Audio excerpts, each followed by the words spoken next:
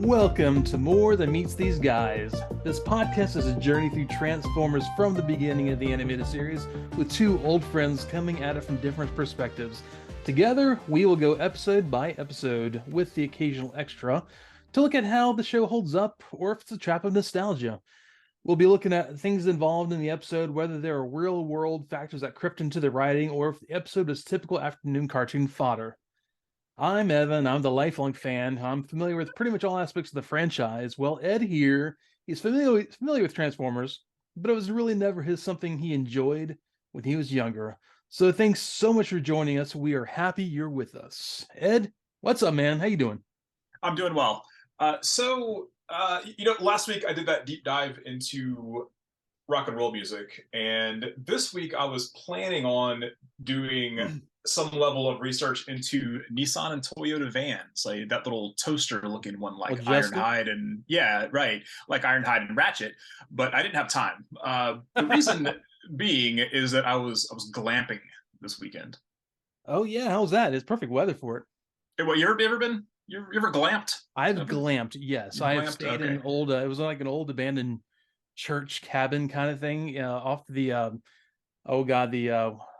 I'm near by it. It's the what's the big race they have in Alabama? Talladega. Talladega. It's right by the Talladega State Forest. It was like an old converted church in the middle of nowhere. It was fantastic. Anyway. That sounds pretty cool. But it's weird though that now there's not just camping anymore, and we had to make a special term, primitive camping, for what used to be just camping. Since I guess that staying in a cabin now has become camping. That's the default camp now, is going to a cabin. But anyway, that's fine, because I like things like beds and light bulbs and all those kinds of things. Those are things that I enjoy. I'm a fan of these things. I'm an enthusiast for comforts. I like refrigeration in modern conveniences. I do, as well. So this cabin that we were in, it had all the like electricity and running water and air conditioning and heating. But what it did not have was television, which is fine, since we were at this place for a wedding and we weren't planning on being in the cabin that much anyway. But what it also did not have was Wi-Fi, and there was literally zero cell service, so I couldn't even like hotspot my phone and stream stuff or whatever to to pass a little bit of time before go to sleep, or check things, news and that kind of thing. And this is weird for me, being a guy that works in IT, because I'm used to being connected to the internet all the time, even when I don't want to be, which is often, because I get tired of it. I don't want to be on the internet. But anyway, we took two laptops and an iPad with us. But once we were there, we could essentially only watch the things that I'd explicitly downloaded to those devices, which ended up being three things across these three devices.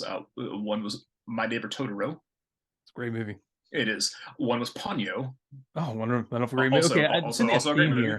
But the third one, due to reasons that I don't feel like explaining, was the new Minions: The Rise of Gru, which in my brain I keep calling this movie Rise of Groot, since I think that those two things both kind of occupy the same like cutesy spot in my brain. Yeah, I can see that. But anyway, my kids watched Rise of Gru like 3 times, and but I'm gonna say this though, that I enjoy those movies.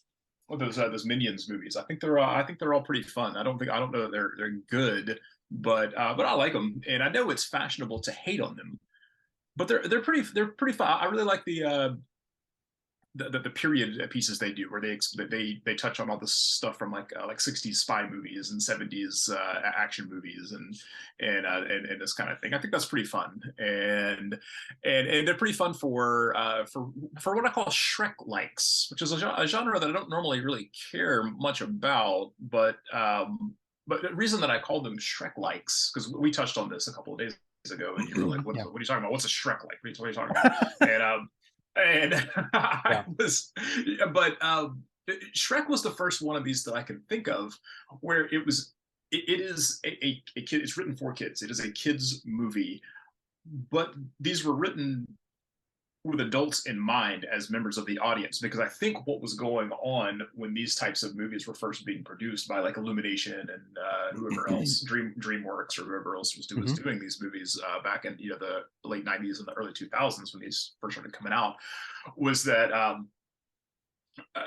these producers had kids at this point. They were of the age where they had kids that wanted to go see movies, and they were like, well, if I'm going to sit through one of these things, then I'm going to put stuff in here that's going to make me laugh and make my friends laugh or whatever. And but I don't mean like adult animation like Heavy Metal or Fritz the Cat or was it American Pop or any of those kinds of movies. Oh yeah, Is that the name of that one? Like, I love it. Yeah.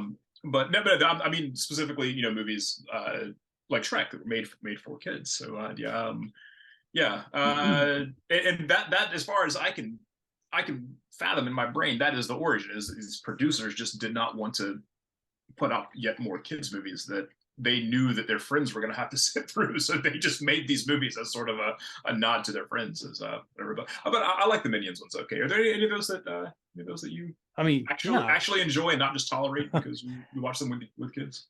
Well, I mean, on that note, actually, we saw the trailer for the last Rise of Gru, and I think we went to go. I don't know where we saw that. We went to a movie and saw that, and it looked like a lot of fun. I mean, it's not a deep story, but I mean, I'm thinking about that, and yeah, because we talked about that. I was kind of thinking back. I mean, the one that really comes to mind quickly is The Incredibles, because it's made for for adults, because there's a lot of adult humor in there. There's a lot of comic book humor in there. There's a lot of kids being insufferable teenagers comedy for parents, and parents getting older and not being able to do things they used to kind of do. So I almost feel like it was more written for people our age rather than for kids, but kids love it too. And God, I'm thinking of the Toy Story movies. Once again, I almost feel like they're a love letter to children who grew up in the 80s with all these toys and had all these shows, and maybe even the 70s and maybe some of the 90s. But I always remember the scene where I think it might have been Toy Story 3. Something happens and Buzz Lightyear's wings pop up like he's erect. He just it's like, oh, things like that. I mean, they're God, Finding Nemo. I mean, that's a parent's nightmare kind of thing. There are so many jokes that are written for adults that it really come through. I mean, and it's funny, weird. Monsters Inc. is another great one because it's like a boring, dismal office job that they go to scare little kids to get get the screams, and they can power their world. I mean, they're essentially they work a terrible office cubicle job so that they can run the power plant that runs the whole city. That sort of stuff, but there's so many that when you mentioned that to me a couple days ago, and I called it Shrek adjacent, because I feel like there were movies before that, and there are a lot of movies after, because I don't know, maybe the animation house that says, hey, we have something here.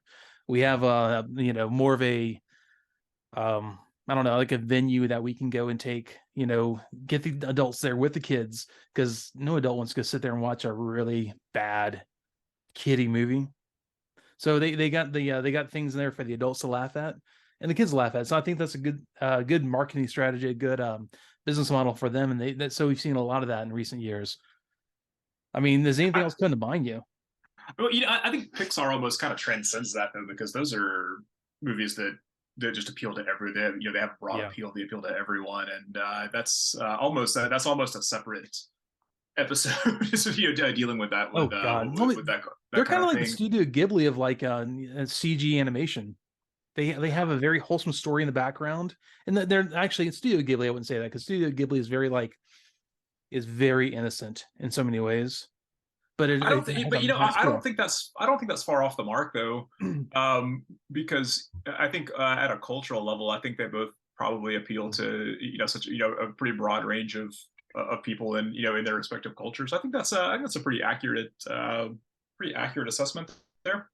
But yeah, but as far as other ones that I like, I don't know that there's really a whole lot. Like I said earlier, there aren't really a whole lot. That's not really something that I really terribly into. I can't really think of it. Or maybe I'm I don't know, maybe I was just brainwashed by Minions. Oh man, that's God, rough. Episode 8 we are dealing with.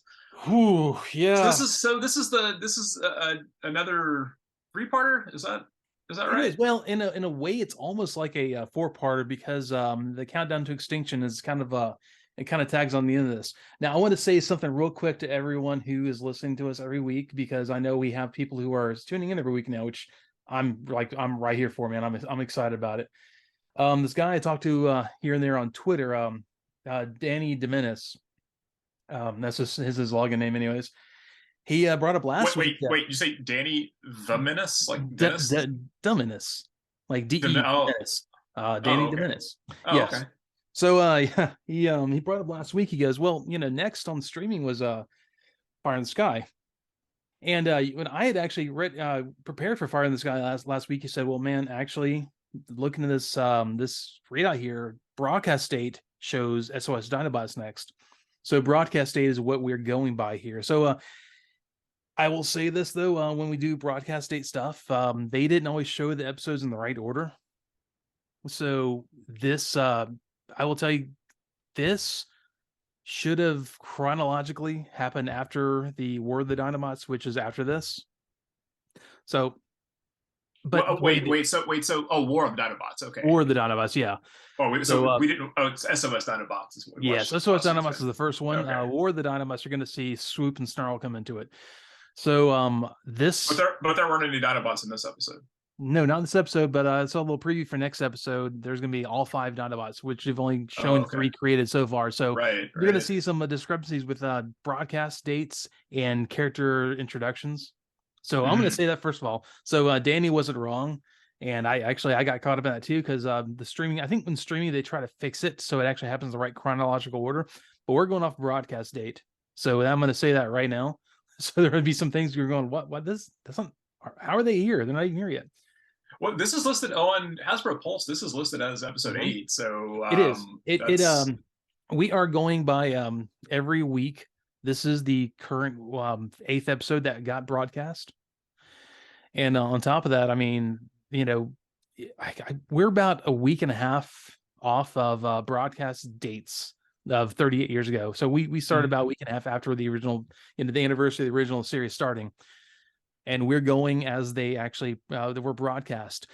Funny note, actually, on November 11th, 35 years ago, the final new episode premiered and ended for the original series, which is the Rebirth Part 4.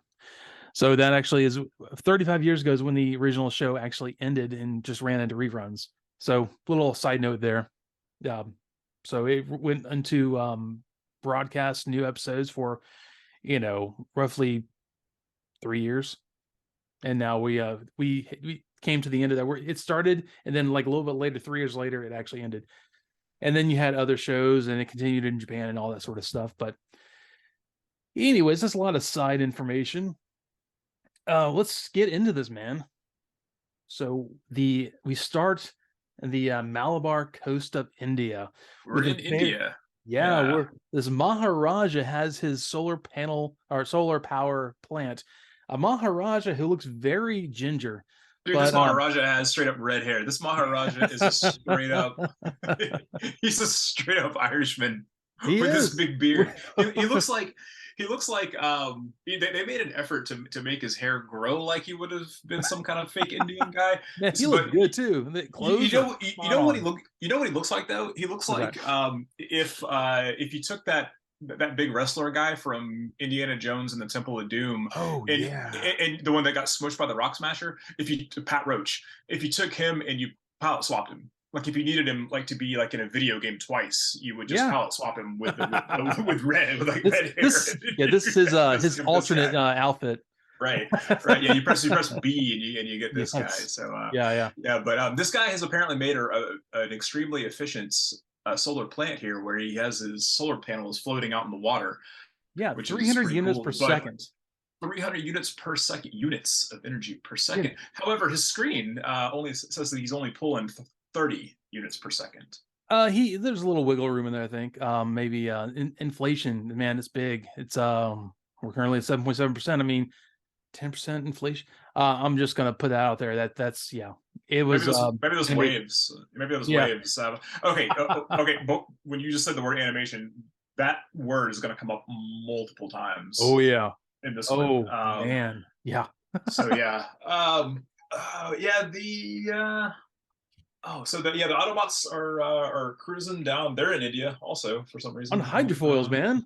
They are Hydrofoils. And, cruising. dude, what is going on That with was the the big animation thing. here? Like, it's like a completely different guy that didn't know what Transformers were. Like, drew, like, everybody looked completely different. Yeah, Everybody. I didn't recognize anyone. And how And about they're all this? in. Oh, go ahead. Remember, this is around the same time. Well, actually, a little bit later. The Cobra hydrofoil came out. So hydrofoils were a big thing right around this time. Oh, hydrofoils are huge in the 80s, Yeah. man. That was going to be the wave of the future. Yeah. So of course they're gonna, they have hydrofoils, and they're the animations is really suspect. But But it's just this one scene. They drew the cars completely different. Everyone looked completely different. Like Wheeljack had like a different set of numbers down the side of him. Yeah, And that was definitely outsourced somewhere. To where? Like down the road in the side in the back of a sushi place. I don't know. It was done somewhere. Yeah, this was real bad. So yeah, the three jets, they attack the solar panel or solar power plant. I'm gonna see solar panel every time. Solar power plant, and the Autobots are on the way. They come in there and they start. Well, let me back up. What's it? The Skywarp picks up the Maharaja, and Starscream's like, get rid of him. So he just, whatever, toss. Yeah, and so the Autobots show up and they're shooting each other. It's a big to do. The Decepticons aren't trying to get any energon. There's no sound wave here. He can't make cubes, man. What are they gonna do? I don't know what they were trying to do here. Obviously, this is a cover for something else. Obviously, because he's not even there. How are they gonna make power? And so someone doesn't even do a whole lot in this episode. We're real bummed out. I'm sorry, man. Lack of there will be more episodes for him, but hey, he's there. It shows actually the Decepticons had a really good. They had a really good grasp of planning and using diversions and using multiple diversions, because Soundwave is there at the garage door of the Autobot base. And just sends in Ravage and Rumble. But he does it in a weird way though. Like he's outside. He talks in the Egyptian lover voice, and then but then he ejects Rumble, and Rumble just like runs right in, and then he just stands around for like however long it takes him to get down the hallway, and then all right, Ravage, here now you can go in, and then he sends Ravage in. But so meanwhile, Rumble just goes in and he just goes in and activates the pile drivers, and he's just standing in a random room, pounding away at the floor for no reason. He's just this dude is just all right, right here, this is good right here. I'll do this. And right. And Ironhide, I love it. Ironhide apparently has all the seismograph detection devices in his arm. He sends out his suction cup on a cable to the floor. You see it going across the CRT monitor chest, it looks like someone's heartbeat on a heartbeat monitor. Is beep, beep, beep, beep. On his chest. They established last time that he had that is a giant TV screen in his apparently in his that's chest. Secret power. Ravage runs in after they realize something's going on, and there's a whole kind of a rumble in the base. But what happens? The plan finally comes together when all the Autobots are distracted going after Rumble and Ravage. They're leading him around, and they're having a little fight in the base. So he sends Laserbeak up to the top of the volcano. So apparently this volcano is completely hollow now. They just have a ship inside a big hollow rock formation, because he goes right to the top of the volcano down to the base. There's also a hole in the top of the ship apparently, because it just opens right into the ship. Please tell me that you heard Laserbeak squawk by the intern this time. I did. It's something. It's like a. Okay, well, I'll tell you that Frank Welker, who does Megatron and does Soundwave and does a bunch of other voices, he does it. He does. I think that's the same guy as Megatron. Yeah. Maybe he needed a lozenge today. I don't know, man. Oh my god, it's equally as bad as it was the last time. There's a big brawl here, and somebody calls Ravage Decepticitty. And there you go. You can add to your list. This was no good. But meanwhile, while this is going on, Megatron's got the villain cam. He's watching this whole thing on TV, but he's got this new guy here. He's got this Dr. Archeville. I couldn't understand what he called it. Archeville? Archeville. Archeville. Yes. Okay. So who is this guy? This guy just comes out of nowhere, and like it's almost like we should know who he is. But but all of a sudden, the Decepticons have made a human friend. Like I've been saying all along, they should have been doing. Yeah, I think they realized after a point that they needed to work with someone. And of course, they're gonna find a guy who has a Nintendo Power Glove on his arm and a Didn't have the and power. a I didn't helmet. even think of that. He's got a helmet with some devil horns, so you Yeah, know he that this does. is the bad And guy. he's got a white lab coat. So he's a mad scientist. He's a scientist, Cool, yeah. cool He's thing. got white hair. Oh, go ahead. Oh, I was gonna say, cool thing. I got to hand it to a friend of mine, John Howell. I think he listens. He actually, he came one. He was like years ago. We were on a message board. He always logged in as Dr. Archeville, and he came to a one of the bot cons with us in his white lab coat with a Nintendo Power Glove as his little cosplay. Yeah. This Guy's like a cyber doctor. Like yeah, just I don't even. But he's got a real like vaguely like pseudo Orientalist, racist accent almost. It kind of borders on it, you know. He could be like what is it, the Fu Manchu that was it Christopher Lee has that kind of weird, you don't know what he's trying to do. He has he's not quite, he has got that kind of Oriental / mad scientist growl kind of thing going on. So yeah, I he's fun. I'll say that. Is he like a recurring character from this point on, or is he just for this whole series, the Ultimate Doom, and then Countdown to Extinction, he's in there as well. I'm not going to go into that, what he does with that though. So Laser flies in and grabs Sparkplug, just gone. Oh, before that though, there is some really, really bad animation of Spike and Sparkplug like cheering the Autobots on the fighting, and it's like this weird like loop, like it's something like.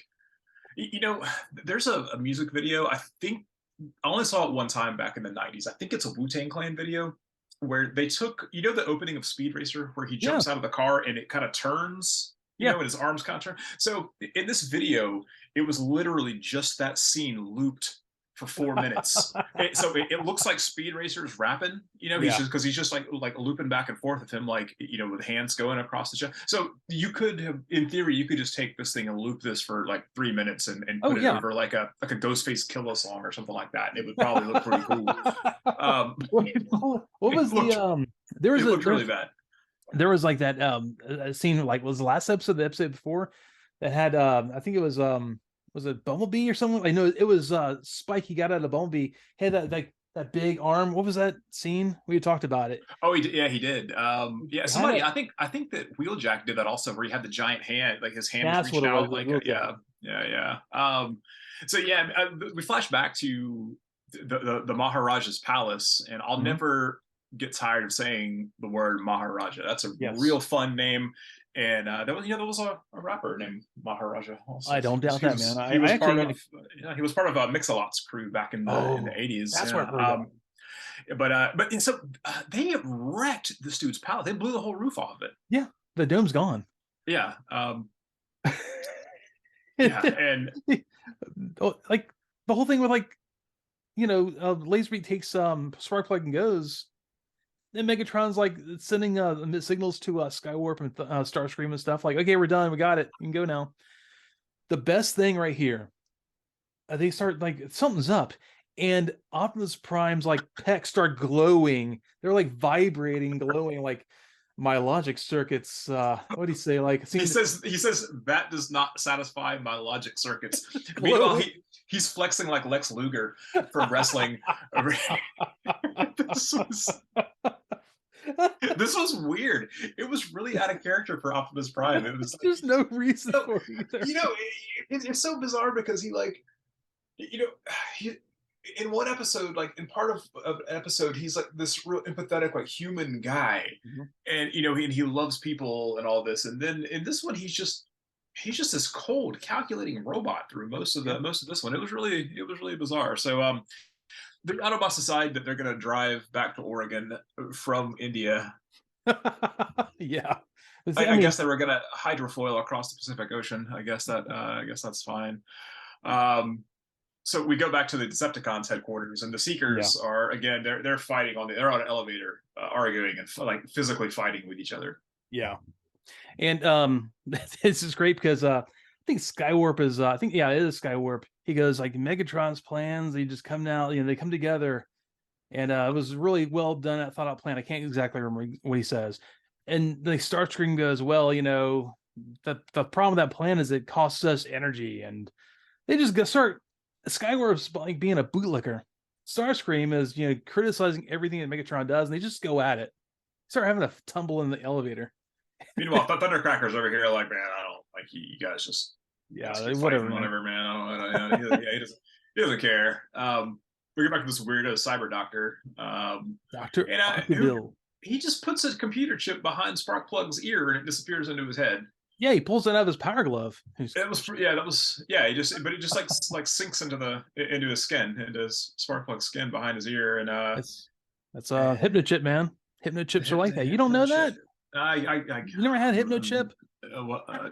I know I have done the one chip challenge, but no, I haven't had a chip. But so at some point, Megatron is like talking here, and then the animation just stops. They just froze the end. They couldn't afford to make his mouth like move or flash or whatever, and so it's just a still of his face. Like there's not even grain, like film grain going on. It's literally they just stop on this one cell, and he's just talking away, and like there's nothing moving for like it's got to be like 8 seconds of this. And not even a cigarette burn in there. Did you notice his cannon shrinks and gets to the right size? It's small. It's almost like he has a small PVC tube on his arm, and then he goes to regular size later on, and then it comes back and it's tiny again. Like the animation is all over the place.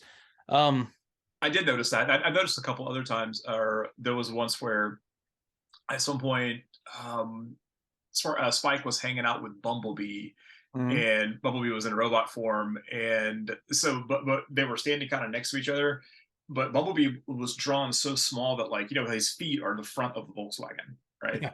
Yeah. So the fronts of the Volkswagen were the same size as Spike's feet.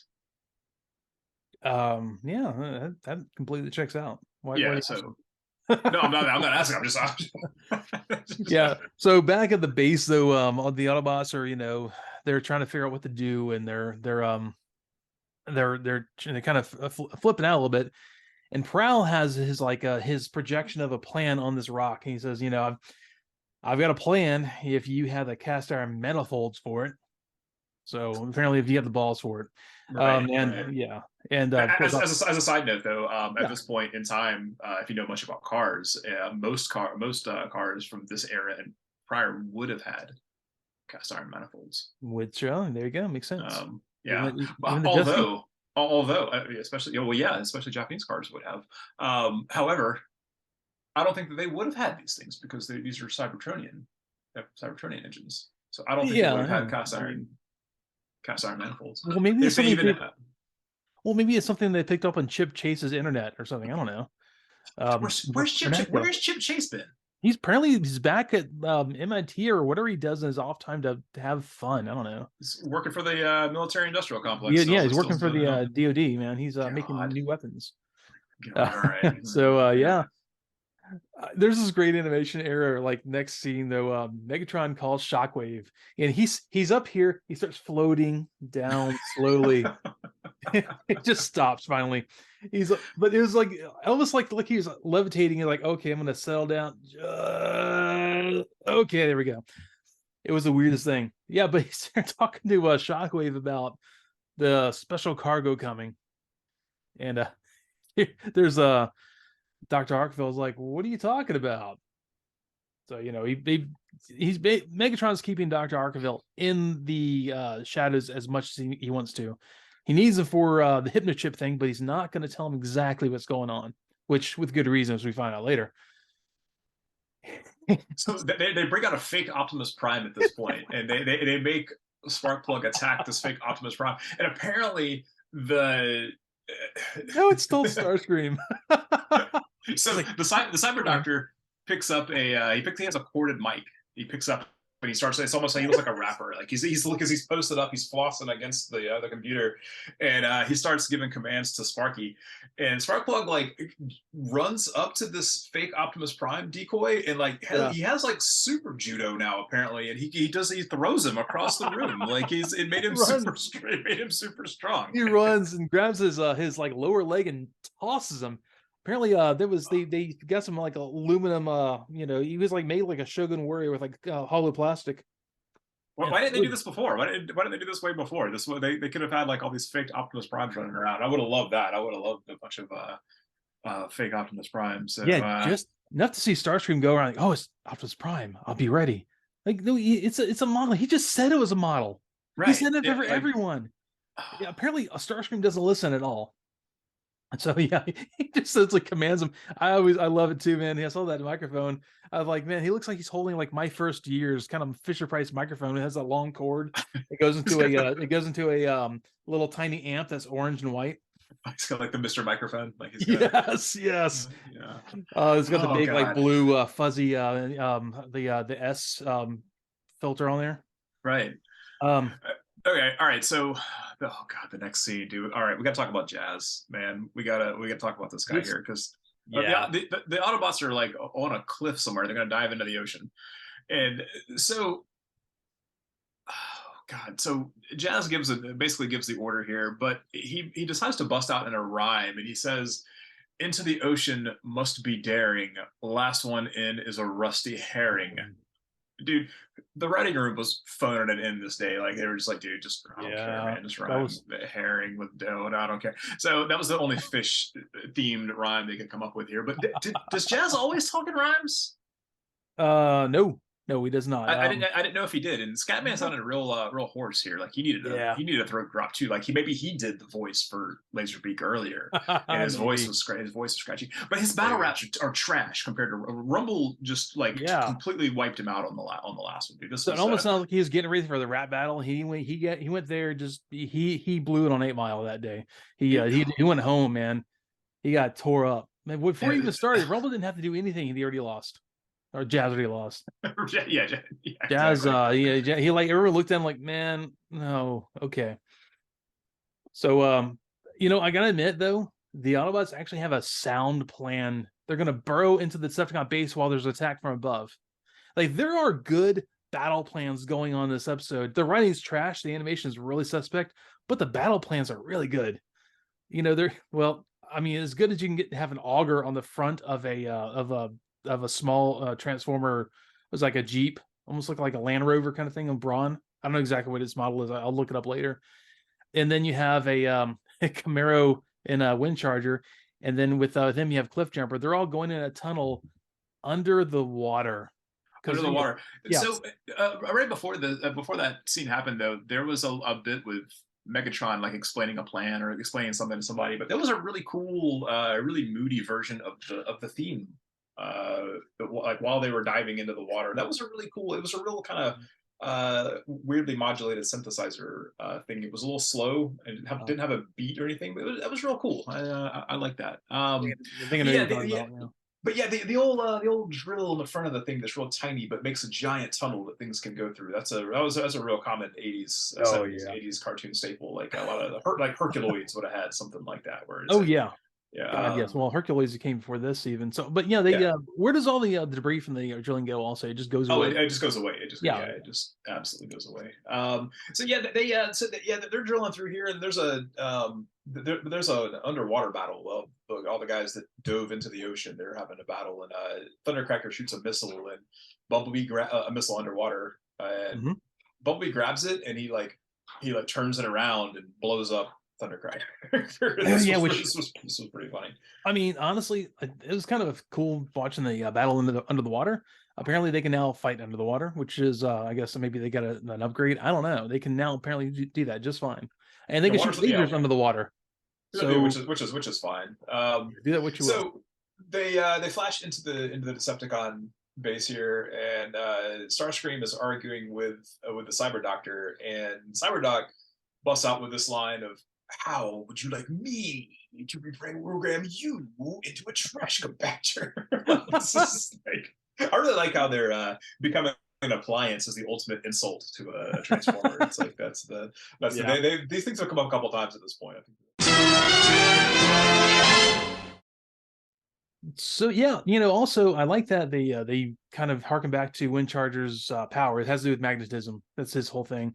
And he jumps over Cliff Jumper in the tunnel, where the auger is drilling into the ocean, and gets second in kind of second place, so he can tell when there's a I guess magnetic pull of the Decepticon warship or whatever cruiser above them, and they just punch through the bottom of the ocean, come up under the ship, and they have right into the ship. They make a moon pool right in the ship, and like poor Starscream just like falls out. They drill up right where he is. He just falls directly out. He's just lost for a few minutes while the Autobots are doing stuff.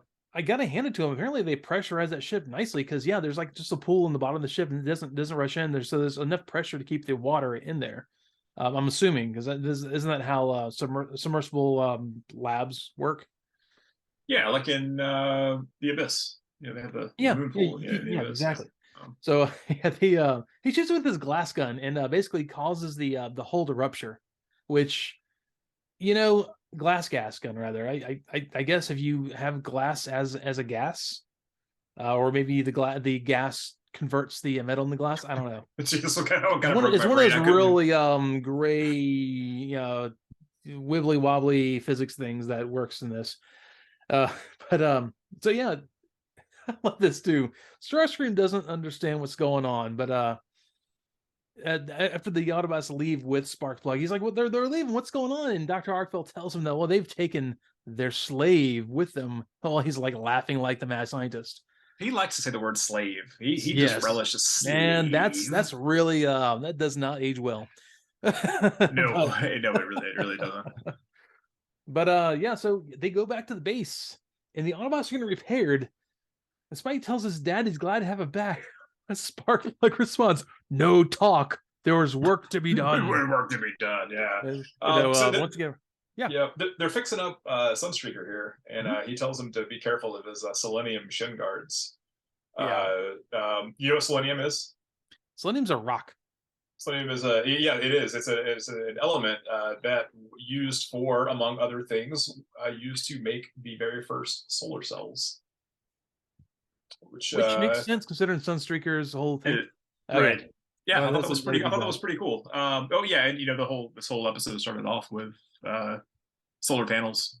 I was like, nice. I wonder if the writers even knew that on this one. They may have. I don't know. So they probably just had like a. I don't know. I wonder if guys just have like a list of elements and scientific terms of like, I'm just going to use this one here when I need some gobbledygook, but somehow it ended up just kind of working out. So I was like, that's pretty cool.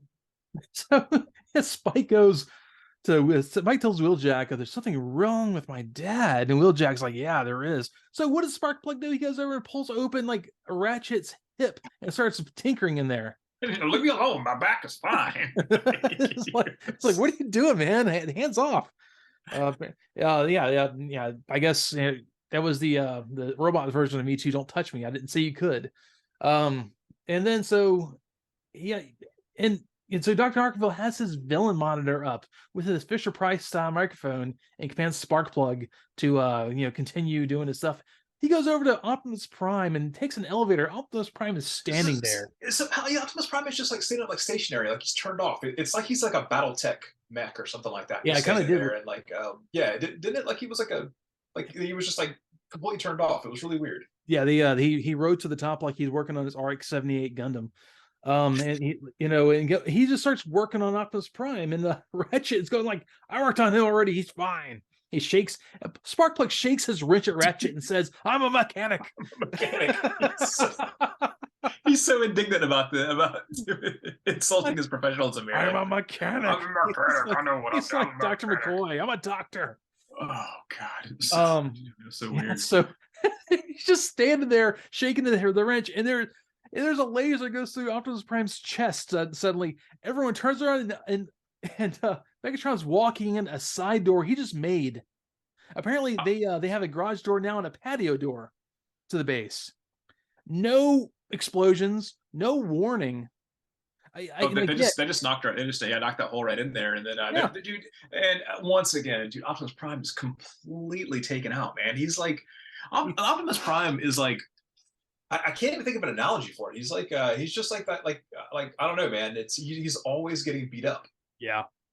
Like that's his whole thing. It's like he's like, I don't know, man. It's like it's like Hulk Hogan. You like, you got to watch like 6 months of Hulk Hogan getting beat up by King Kong Bundy and getting his ribs broken, and then just so he can beat him in like a like an 8-minute wrestling match. That's Optimus Prime at this point. It's like he's just constantly hurt and constantly in trouble.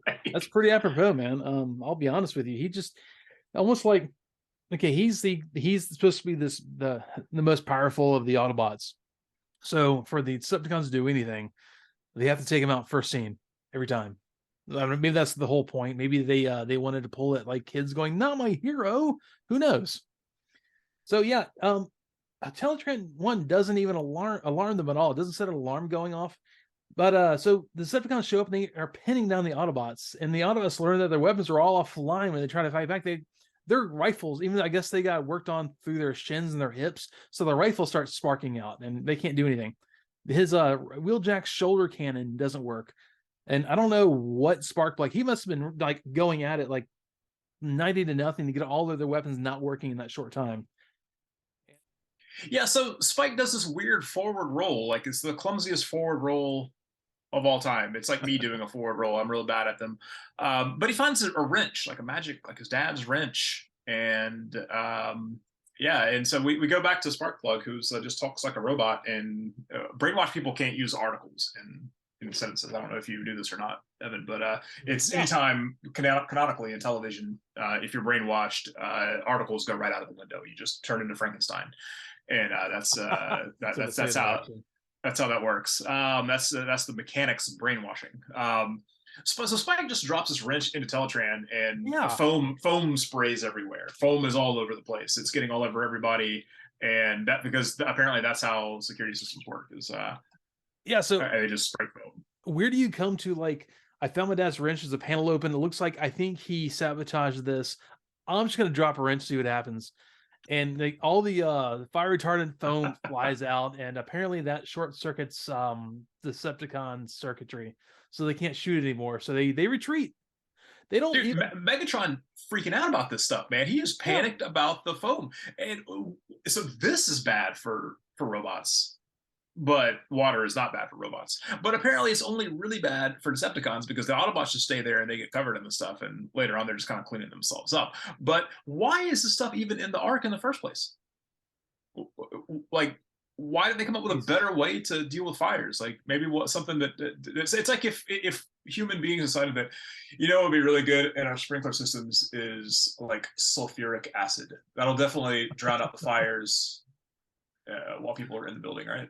Well, maybe. I mean, it might work. I don't know, but then again, they just had a fight with the Dinobots last episode, so they like, well, look, we don't need this place burning again, so we're just gonna put fire retardant, and if it shorts out the Dinobots, cool, man. I don't know. I really don't have a good explanation for this. So I love that. I've written it down. Spike trips and does an awkward somersault.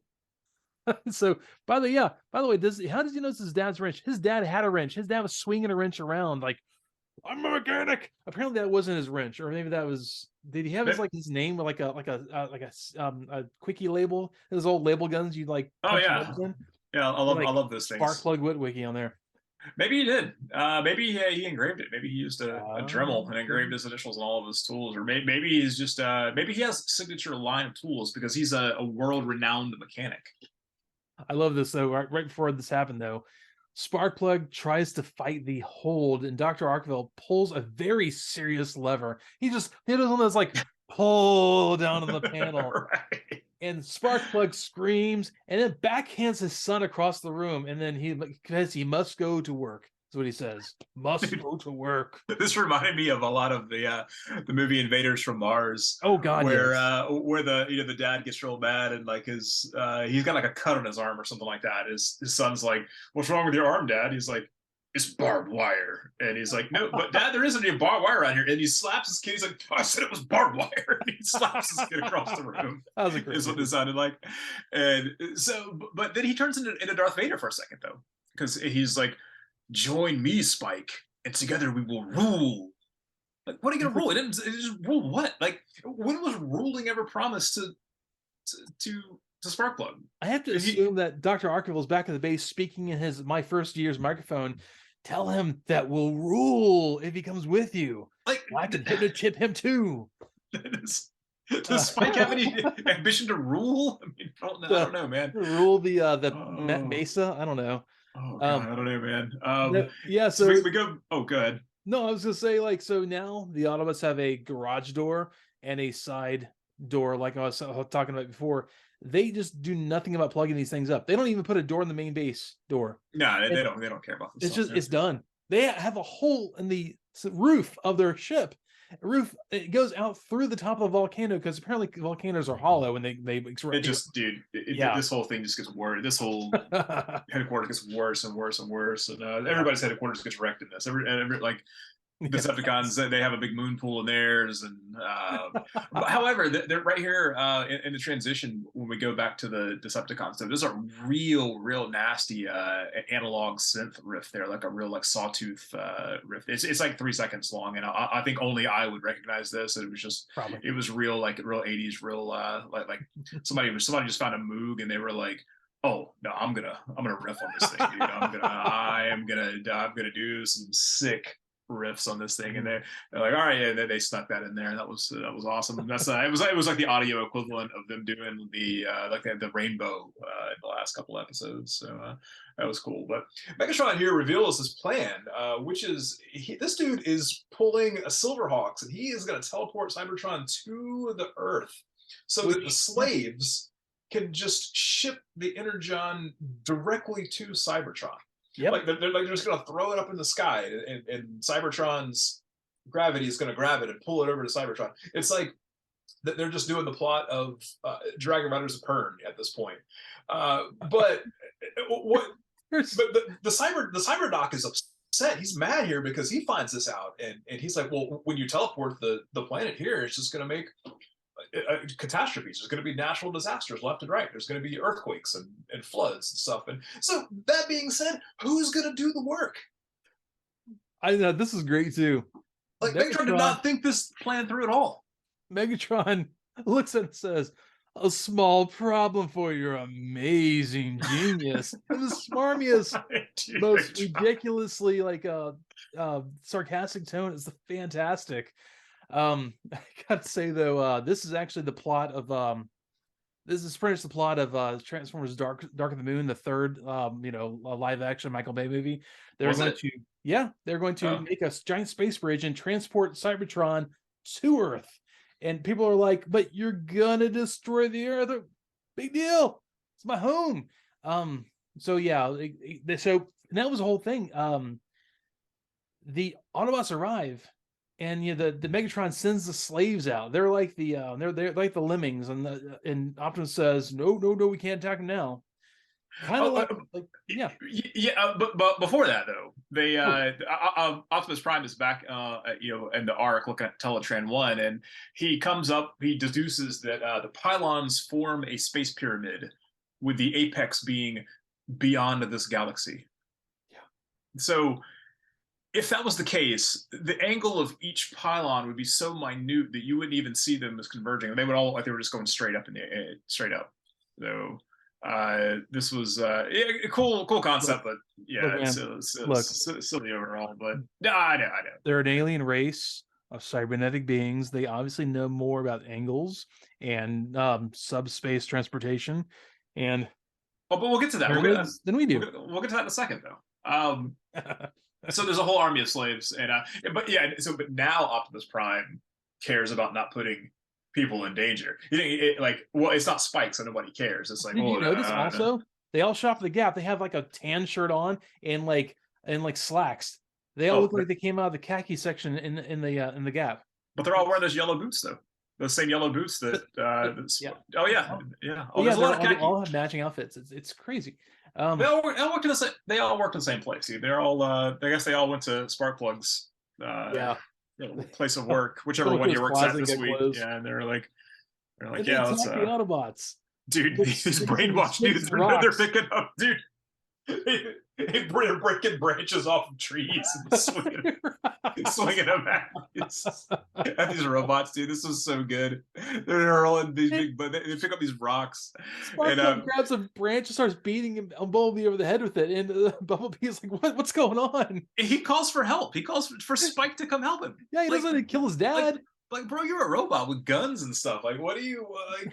What do you kill once again, they want to put Spike in harm's way and have him attacked not by robots this time, not by evil robots, but this time by his own dad, who's brainwashed and can't use the word "the" in sentences anymore. Sparkplug, he gets that first pylon in place.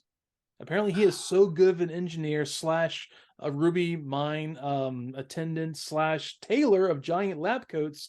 He is also a minute engineer for galaxy-wide subspace bridges. So he sure was. He turned it on, and then I tell you what he's not an expert at, and that's animating his son, because Spike stood there and man, he started talking, and he started to talk, but there was no sound coming out. He was, you could see his mouth moving, and he was starting to gesture like he was talking to his dad, and there was just no sound, and it was a good like 2 seconds. And then, there were also a lot of Zentradi potato faces in this. There really were. I wonder if it was the same guys that animated. Very possible. These guys did Macross. They can do this, so they can. So Spikeplug tries to fight against the brainwashing, and the cyber doc has like a manual override button. Like I guess he's got like a power up thing or something like that. When I guess he pulled another lever. He like on that console, he just pulls another big lever and like makes Sparkplug scream or something. But it makes a cool theremin sound though. Like there's a lot of cool like audio in this though. You get that cool like 50s sci-fi going on while that's going on, and man, he was Sparkplug. I couldn't handle it, dude. So there was a terrible like pursuit of Optimus Prime and Megatron. Megatron looks like he's laying on a rock, like he's like, draw me like one of your French girls, Optimus. He's climbing up this mountain. Like, why don't you just fly up the top of the mountain, dude? Like, why are you climbing?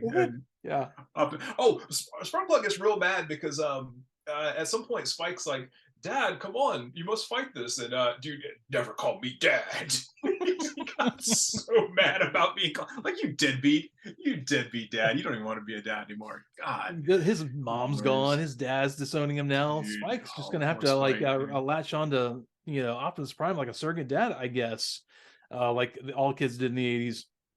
And so, I know. So Megatron makes Optimus choose like the last pylon and he's deactivated, and he says, "Hey, I'm pulling Cybertron here. If you don't make this choice to save Cybertron, it's going to be catapulted into oblivion." So Optimus Prime has no choice. He's got to save his home, where he has people there. He says there's people still living. His friends there. He has friends on Cybertron. Like, name 3. It looks abandoned. Apparently, he has friends there still. It looks really cool. In that one shot of Cybertron, it looked really cool. I really like the way it looked better, I think, there than it looked in like the first couple of episodes. Wow, that's pretty strong. It looked good there. I really dug it. Cybertron shows up in orbit, and all of a sudden clouds start swirling around it. It has that like if you ever seen smoke moving in a wind tunnel effect, it goes around things and circulates it. Encircles it. So he has it kind of like that look. All the clouds are coming off the atmosphere and circling Cybertron like it's too close. It looked real bad. Yeah, it did. It looked like they animated it with crayons. It was like Spaceball 1 sucking up the atmosphere, but drawn like on some construction paper. This looked really. People got over there. Oh my god, it was so dude. Potato Faces came over and did this one. Macross came in and animated this. This was good. Before that though, Megatron and Optimus Prime are arguing, and this was actually kind of a cool little showdown they were having there, because he gives them the hard choice or whatever. But Optimus Prime says, as they say on Earth, "Fat chance, fathead." But I was watching it with subtitles on, and the subtitles say "fat sex, fathead." Watch that now. Oh, it was oh god, I'm gonna find that. That's amazing. Man. So there's some bad animation of the crayons and the clouds, but then But then there's like storms on Earth, and there's the classic scene of bridges getting destroyed. I'm honestly 100% surprised that it wasn't the Golden Gate Bridge, because the Golden, anytime there's a disaster on Earth, the Golden Gate Bridge is, that's one of the first things. They make it look like Bouncing Betty too when they do that. They do the whole thing, right? Like that. So, right. And I like the last line of the episode though. Optimus Prime, he like looks up, he's like, "Have I saved Cybertron only to destroy Earth?" Like he's had that. It's almost like the ethical dilemma of, do you save the people on the train, or do you save the old lady on the track? Which one do you do? Yeah, right. Yeah, it's like like the Dark Knight thing with the ships or the boats and all that. I thought that was actually a pretty cool. The way it all kind of tied up at the end, like storyline wise, I thought was pretty cool. Yeah, that was the end, and then they give you rarely they give you a next time in Transformers. So I like that. Because you don't always get that. Yeah. Because I mean, this, as we said, this is a multi-part one, but overall, man, this episode was rough. Like this, I know I kind of rag on the animation a little bit in the last episode, but I think this is probably the worst animation that we've seen. In some ways, so far. That weird scene of the Autobots early on, where they were just drawn like complete. It was like whoever drew it had. They gave him no reference. They just described these things. They were like, race car. There's some race cars with numbers. There's a semi truck, and they're all from space. And this guy's like, I can draw that, and that's what we got. It's a bad commission project. It was real bizarre. Yeah. That said, like, I did. I'm going to say though that I initially was kind of down on this episode. But as we talked about it though, I'm going to have to up my initial rating, because I kind of tanked this one. Initially, I was like, this is real bad, and like the story was all over the place. I didn't really like it, but I'm gonna go ahead and bump it up. I'm gonna go ahead and bump this up a little bit, and I'm gonna go. I mean, you finally have a human villain, which I've been clamoring for since for early on, because Spike seemed to be the key to everything. Yeah. You get brainwashing, which was an 80s sci-fi trope that was a real common thing. It was you're real afraid of getting brainwashed, and that's gonna happen. Got some Cold War stuff going on there. That's some Project MK Ultra business going on. Yes. That's real scary. But but this is like the end of this though. Like that's a big cliffhanger with the whole planet getting teleported to Earth, and it's like the whole Earth's possibly gonna get destroyed. So I'm gonna bump my rating up from 2. My kid brain's gonna go 2 to 3 Maharaja turbans. Maharaja turbans that's a real cool fashion statement, especially if you have a gem on the front of it, like Haji from Johnny Quest. Hey, especially if you're a ginger. If you're redheaded Maharaja, but Irish Maharaja. Actually, I was afraid we were gonna really, really differ on this. I'll tell you that this is animation errors aside, because there are a lot of animation errors, and you can't take bad artists to take away from the story. I like this actually a lot. I haven't watched this in years. Also, I do like Dr. Archeville a lot. He's great. And just it was very a lot of tropes, but they're tropes that are handled, I think they're well. I mean, he's a good classic kind of human villain guy. He goes really well with the fanatical fist shaking of Megatron kind of stuff. And honestly, with everything involved, I really gotta get this a 4 out of 5. A 4 Power Gloves, Nintendo Power Gloves out of 5. This is one of my favorite episodes, and I think this is why they use this for the basis for Transformers: Dark of the Moon, the third Michael Bay movie. They're bringing Cybertron to Earth, and it's like one of those. Like I said, it's an ethical dilemma. Do I do this or do I do that? Do I risk losing my homeworld for the rest of the time, or do I try to save the humans? What's the right move? So Yeah, I like it. I like they actually had plans. They had formulated plans. Megatron had a double feint to go grab Sparkplug for whatever reason. They had to get Sparkplug, probably because the Autobots knew him. And then the Autobots having their attack, and then like the secret underneath the ocean floor kind of attack. It was kind of cool watching them having tactics again. They haven't had that in a while. They've had really bad plans, bad tactics. They actually got together this time, and it was kind of nice. So I'll give it definitely 4 Power Gloves out of 5, man.